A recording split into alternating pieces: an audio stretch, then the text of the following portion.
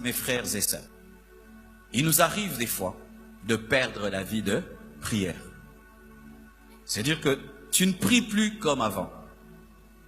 Toi-même, tu sens que tu n'as plus les mêmes aptitudes à prier Dieu comme avant. Tu pouvais prier toute une semaine, mais prier rien qu'un jour devient difficile. Lorsque tu perds la vie de prière et tu veux la retrouver, qu'est-ce qu'il faut faire? Car sachez, mes frères et sœurs, il n'y a pas d'alliance sans communion et il n'y a pas de communion sans dialogue. Et donc, il n'y a pas de communion sans prière. Un chrétien qui vit dans la communion avec Dieu prie. C'est l'un d'ailleurs des signes qu'un homme est en communion avec Dieu. Il prie, il prie, il prie. Le Seigneur est venu aujourd'hui t'aider à redécoller. Préparez-vous à redécoller. Alléluia. Voici ce qui arrive. Lorsque tu perds la vie de prière et tu te décides, je dois recommencer à prier. Rassure-toi que tu entres par la porte. La première chose, rassure-toi que tu entres par la porte qui est Jésus. Ce n'est ni par force ni par puissance. Il faudrait que Dieu te fasse grâce et il ne fait grâce qu'en Jésus-Christ. Donc si tu veux reprendre ta vie de prière sans compter sur Jésus, tu vas échouer. Tu veux échouer, c'est pourquoi tu échoues. Et tu échoues, pourquoi? Parce que tu veux entrer là où se trouve l'arche, mais sans passer par la porte du parvis. Seigneur, je ne prie plus. J'ai perdu ma vie de prière, mais je viens au devant de toi au nom de Jésus, restaure-moi. Ne viens pas avec ta propre volonté, tes propres décisions, ta propre discipline, ton propre programme. Désormais, je vais prier 4 heures du temps, je vais faire ceci. Si tu fais tout cela sans compter sur Jésus, tu vas abandonner. Chaque fois que nous perdons la vie de prière, en soi, nous perdons le chemin de la porte.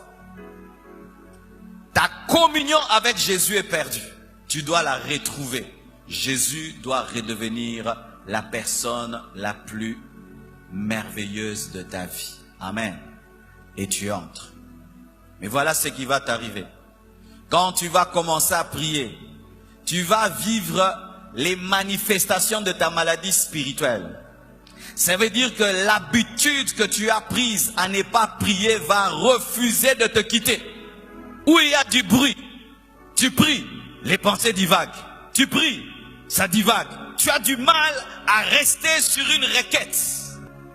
Tu ne ressens même pas la présence de Dieu. Tu ne ressens même pas la gloire de Dieu. Tes pensées vont dans tous les sens. Tu commences même à te rappeler des choses inutiles, mais dans la présence de Dieu. Tu n'as même pas quoi lui dire. Tu ne sais pas rester sur une requête. Tu ne sais pas rester fixe. Tu t'assieds, tu t'agenouilles, tu te tiens debout, tu te grattes. Tu sens tout en toi, c'est la démangeaison. Tout te dit de te tenir debout et de sortir. Beaucoup de gens lâchent quand ils arrivent là. Ils disent, ah, ça va pas marcher. Non, c'est normal qu'il y ait du bruit dans le parvis. N'oublie jamais l'existence du lieu très saint quand il y a le bruit du parvis. Tu dois résister. Résister. Ton corps te dit arrête. Tu dis je continue. Les pensées vont dans tous les sens. Tu dis je continue. Je ne vais pas lâcher. Et voici une chose qu'il faut faire. Éteignez vos téléphones. Éteins ton téléphone. Ferme la porte. Chasse tout ce qui peut te distraire. Car si tu ne le fais pas, tu vas commencer la prière au parvis. Tu la finiras au parvis. C'est-à-dire tu feras une prière dans laquelle tes pensées n'étaient pas fixes, tu n'avais aucune joie, aucun plaisir dans cette prière. C'était lutte et forcing et forcing et forcing. Et quand tu finis la prière qu'à ce niveau-là, tu en sors insatisfait. Vous voyez, l'homme, il est fait de corps, d'âme et d'esprit. Lorsque tu pries au niveau du parvis, c'est une prière où tu sens ton corps. Tu pries mais tu n'as pas conscience du Saint-Esprit. Tu sens plus la fatigue de ton corps, que tu as faim si tu jeûnes, tu as sommeil, tu sens des trucs. Là, c'est ton corps, le parvis. Et voici ce qu'il faut faire pour vaincre quand tu as ce niveau-là. Tu dois aller au niveau de la cuve des reins. Si tu vas vers la cuve de rein, tu vas oublier toutes les femmes qu'il y a dans le parvis, les allers-retours des lévites, des sacrificateurs, les animaux qui font du bruit. Tu vas te laver. Voici, lorsque tu es distrait et que tu veux reprendre ta vie de prière, purifie-toi. Demande à Dieu pardon pour tous tes péchés. Concentre-toi sur ta vie et sur toi et Dieu. Regarde-toi dans le miroir. Amen. Hein? Mire-toi devant la parole de Dieu pendant que tu pries. Vois-toi devant Dieu. Qu'est-ce que Dieu me reproche? Oh Seigneur, pardonne-moi. Eux, ils étaient lavés par l'eau, mais nous sommes lavés par le sang de Jésus. Amen. Seigneur, pardonne-moi, efface mes péchés, parce que la culpabilité empêche d'être concentré. Amen. Et sentir que Dieu peut te reprocher des choses t'empêche d'être concentré. Et tu demandes à Dieu pardon pour tous tes péchés. Et tu te mets en ordre avec Dieu. Ensuite, tu te concentres sur l'œuvre de la croix, car l'autel des sacrifices représente Golgotha. Tu commences à dire à Dieu merci pour l'œuvre de la croix, pour le sang de Jésus qui a coulé pour toi, pour la rédemption, pour la justification, pour la rémission de tes péchés, pour le tombeau qui est vide, pour tout ce que Christ a fait pour toi. Et plus tu te concentres sur ce que Jésus-Christ a fait pour toi, tu commences à oublier tout ce qui se passe dans la maison, tout ce qui se passe, Tu oublies tes péchés, ton ancienne vie, et tu dis merci Jésus pour ton onction dans ma vie. C'est parce que tu es mort.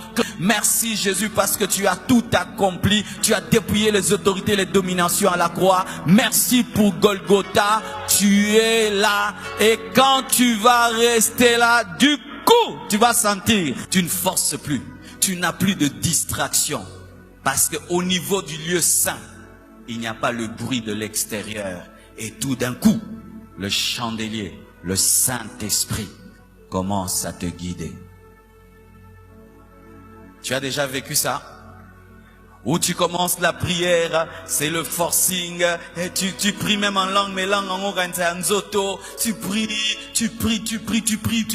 et puis même la plupart de nos cultes commencent comme ça. Et ça, tu peux vivre ça dans ta chambre, toi-même dans ta chambre. Mais le problème de beaucoup de chrétiens, c'est quand vous luttez là, le corps vous tient, vous distrait. Vous dites, Amen. Non, continue jusqu'à percer. Et quand tu perces, tu commences à entendre la voix du Saint-Esprit. Le Saint-Esprit commence à te parler. Il commence à te dire des choses. Tu sais que tu as telle destinée? Ah, c'est vrai. Oui. Tu sais que la Bible dit, le chandelier commence à éclairer le pain de proposition, car le pain représente aussi la parole. En ce moment-là, tu n'as plus faim. En ce moment-là, tu n'es même plus conscient de ce qui t'entoure. En ce moment-là, tu ne forces plus rien. Tu vis une prière qui ne vient plus du corps, mais qui vient de ton âme. Ton âme devient d'accord avec la prière. Parce qu'au niveau du parvis, ton âme ne veut pas prier. C'est pourquoi David dit, réjouis-toi, ô mon âme. Il ordonna à son âme. Pourquoi? Parce que l'âme peut refuser. Alléluia. Ton âme refuse, ton âme aimerait que tu te lèves, que tu sortes de la chambre, que tu ailles te promener, que tu regardes la télévision, que tu appelles au téléphone. Mais ton corps est à genoux, mais ton âme ne veut pas. Qui a déjà vécu ça? Mais si tu continues, tu perces spirituellement, ton âme maintenant est d'accord. Et là tu t'agenouilles. Tu pries, tu penses que tu n'as pas prié longtemps. Mais la même personne qui luttait ne sent plus le temps passer. Pourquoi? Quand tu commences à parler avec le Saint-Esprit, il te parle de la parole et tu lui reprends la parole. Il t'explique les Écritures, l'amitié avec le Saint-Esprit. Avec le Saint-Esprit, il commence à t'enseigner, te parler. Tu sens l'onction de Dieu. Mais beaucoup de chrétiens aussi, quand ils arrivent ici, ils s'arrêtent là. Il a la révélation de la parole, l'Esprit lui donne la parole, l'Esprit le oint, il s'arrête là. Mais il oublie une chose. Il oublie l'autel de parfum. L'autel de parfum, c'est l'intercession et l'adoration.